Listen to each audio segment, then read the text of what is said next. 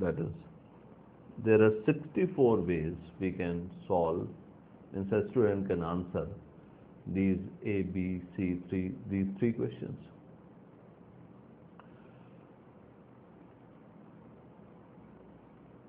See, this problem can be asked differently, means there are X number of students in a class, and every answer sheet collected was different from another. All the students attempted all the questions. The value of the X is, I repeat the question. See, there are X students in a class. Every answer sheet collected from the examiner is different from another, and every student attempted all the three questions. So the number of students in the class. So see, if I correlate this thing, 4 into 4 into 4 is equals to 64, and I say this answer X has to be 64. Because this 64 is a number of ways a student can answer. If he is allowed to answer, means if he is allowed that he can use so many answer sheets to answer this. So obviously the 64 answer sheets he will be using, because every sheet he will be using the different, means every arrangement or every selection of answers he will be writing in the questions will be different from another. So he writes one, that is, let's say he writes that option 1 is correct for question A, option 1 is correct for question 1, and option 1 is correct for question C. So this is one sheet. Another sheet he will be taking, and he may be writing one for question option 1 for question A, option 1 for question B, and option 2 for question C. So every time he will be using some different sheet. So the total number of sheets he will be using 64. So now if there are X students in a class there, and you are asked the number of students present in the class, or the number of students who are taking this exam, is obviously it has to be 64, because now if there are so many students are there, every student is allowed to write a single sheet. So obviously the sheets collected has to be 64, because every sheet has to be different from another. So means using the fundamental principle of counting, there are so many problems can be generated whose original answer is directly related to the fundamental principle of counting. Your original answer, I mean to say, means the answer only, can be directly related to be this fundamental principle of counting, and it can be presented in so many different ways. So now we have taken an example. We take another example.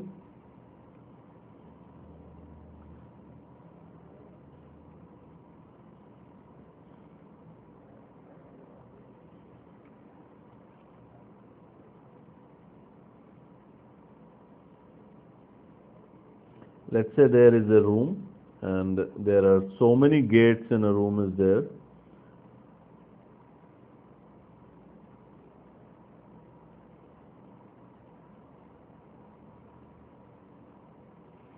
So there are 1, 2, 3, 4, 5, 6, 7, 8, 9 gates there.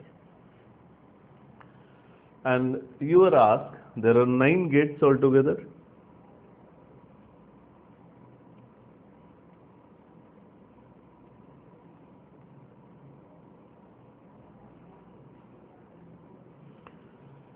And you are asked the number of ways a student can enter in this room and comes out.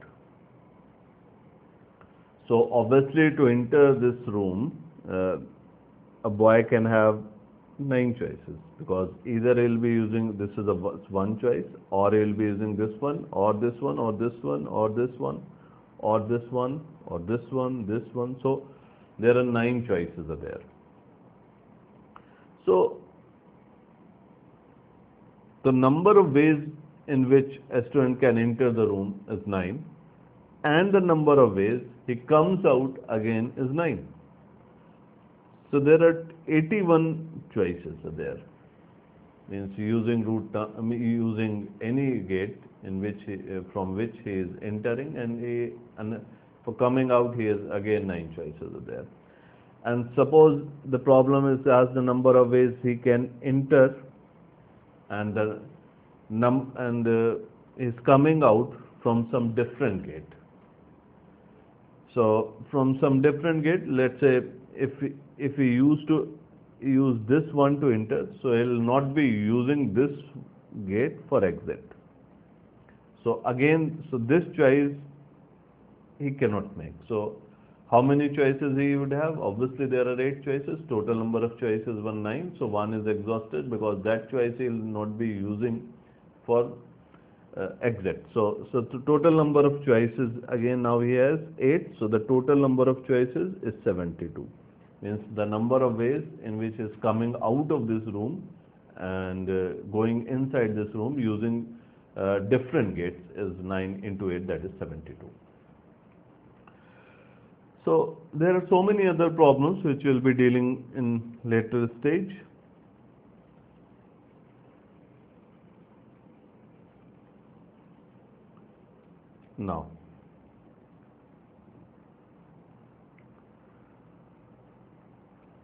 Now we come out to a very important note, which is nowhere written. It's nowhere written, means over the, you can say, 2-3 years of my experience of teaching, I have realized that this is a quite important note which which can be used as a tool to understand this topic in very good manner. The note says that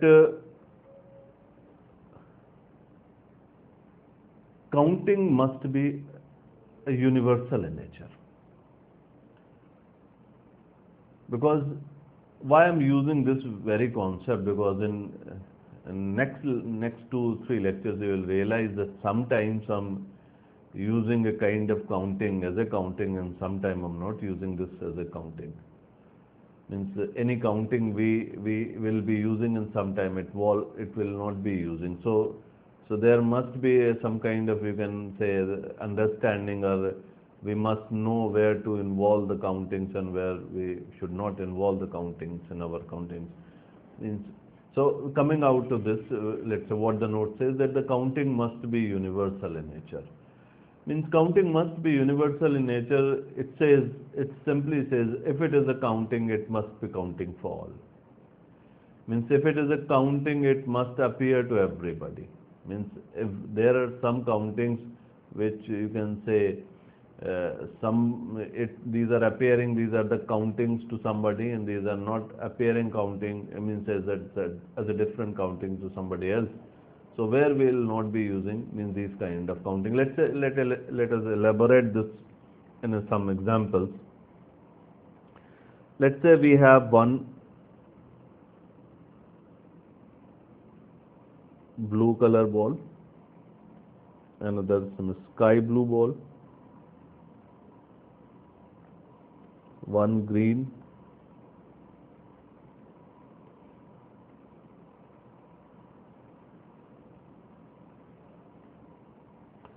and this is the one arrangement is there, and let's say I show this arrangement to my students in a class, and then I order them to get out of the class, and rather I will be requesting the students to go outside and in between what I do,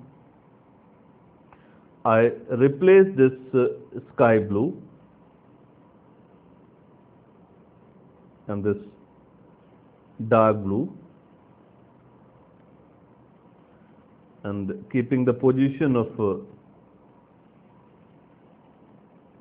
green and red is same, and I ask have I made any change in the arrangement of this these balls. So obviously everybody will say, yes, this is a change. We have changed these two balls. Means the blue balls we have changed. So we say that this arrangement is different from the previous which I shown when they were sitting in the class. And now we imagine some, means we can, now I say something, means let's say I rub this sky blue balls, and instead we are using two dark blue identical balls. Means identical balls means these two balls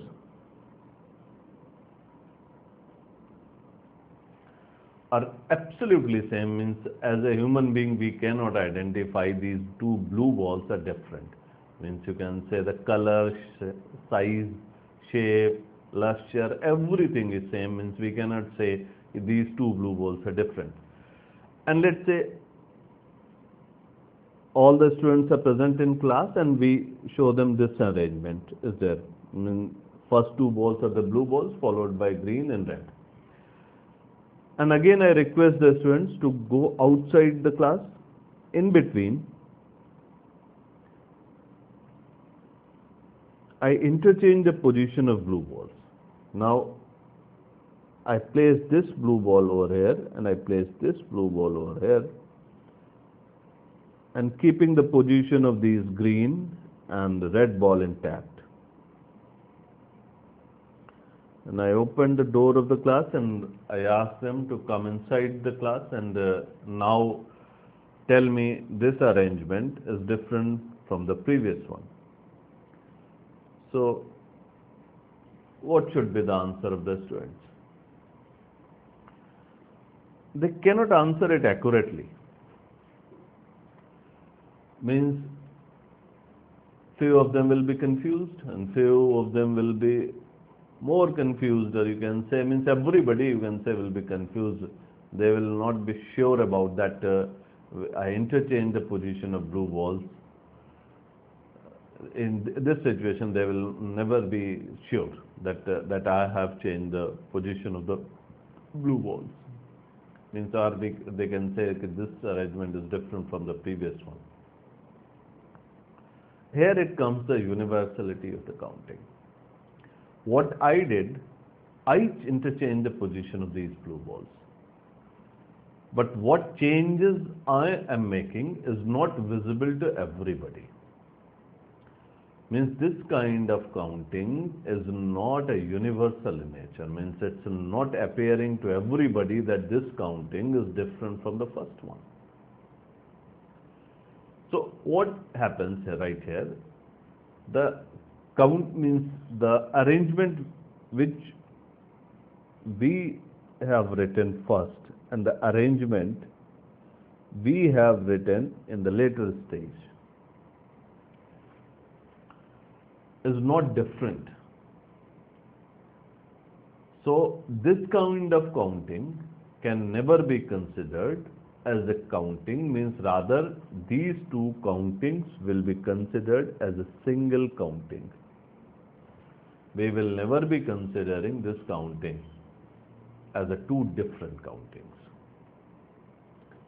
Otherwise, the answer of any kind of counting has to be infinite. Reason being, you keep on changing the position of same identical objects, the number of ways you can change. Why to write it as a 2 times? Why not to 3 times or 4 times of infinite times?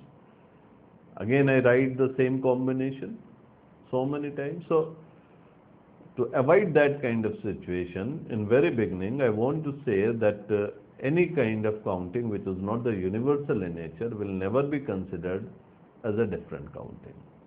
That will always be a single counting. Means if I count in a different manner, means I count any kind of counting, I am counting in a different manner, but it's not appearing to everybody that this is a different counting, then this kind of counting will never be considered as a universal counting.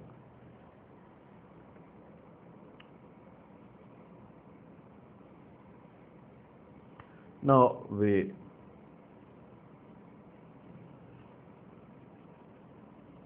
come to this one more example I would like to share with you. Let's say we have a bag and there are